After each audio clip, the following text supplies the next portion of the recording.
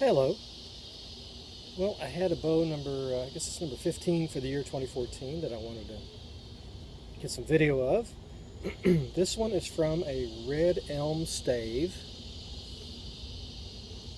It's about 66 inches long. Here's the handle. It was an interesting stave in that along one side of the stave where it had split, there was actually a natural curve and dimple from a knot that will make the area for the arrow shelf. So this is red elm from a stave. I've whittled it down, tillered it. Had a few issues. I did take all of the white sapwood off of the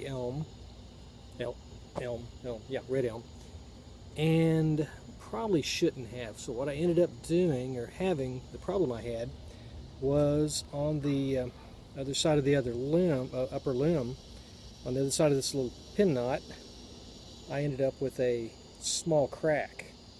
It went down 4 or 5 layers. So what I did is, I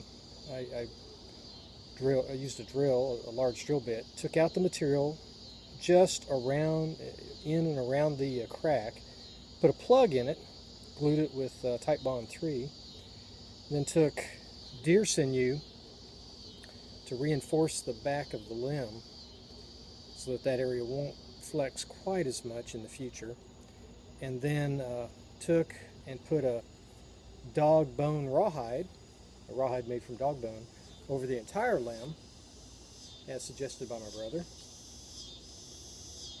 and then put some art on the dog bone rawhide. Was ugly. It's kind of white and dark and white, and so I took and just did some backyard Boyer type of art like he does on his PVC bows. I did that to the rawhide, and so far I've been really happy with the way it turned out. This is just enamel paint, spray paint, and a technique developed by shown by the backyard Boyer. But I've been really happy with the way the bow's turned out so far. It's 50 pounds at 28 inches pull. It was a little heavier than that, but since I had an issue with the limb, I lowered it down some to take off some of the tension. The rawhide had a bit of texture to it. Don't know if you can see that. The rawhide had a bit of texture to it, and I sanded down some, but I wanted to leave that texture so that when I put the animal motif artwork on it, that it would have some character. I have fooled a couple of the folks in my family. They couldn't figure out what kind of skin that was. I hear an airplane. They couldn't figure out what kind of skin what kind of snake this was, but it was a cow. So I'm really, really excited about the red elm, the wood texturing. There we go. You can see the layers in the stave.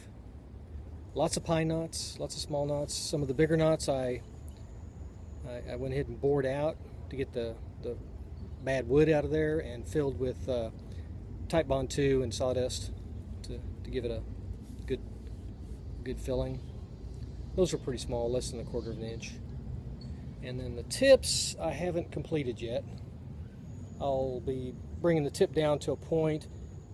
I'll probably put an overlay over this tip, although I'm testing it now to see if the string affects the rawhide, if it stretches the rawhide. If it doesn't, I may end up leaving just the rawhide there. So wanted to get this one on video before I did any more modifications to it. Red elm stave. It's the second stave I've worked with. Worked with quite a few boards, and last year I did 25 or 28 PVC bows, composite, and like I say, number 15 for the year 2014. Been real happy with it. Been shooting it quite a bit. Make sure that the repair work on the 6 inches up from the top from the handle on the limb. That's a real serious spot for stress. So I'll work it out a lot before I decide what to do to give it away or shelf it. But the artwork turned out pleasing to my eye. So enjoy.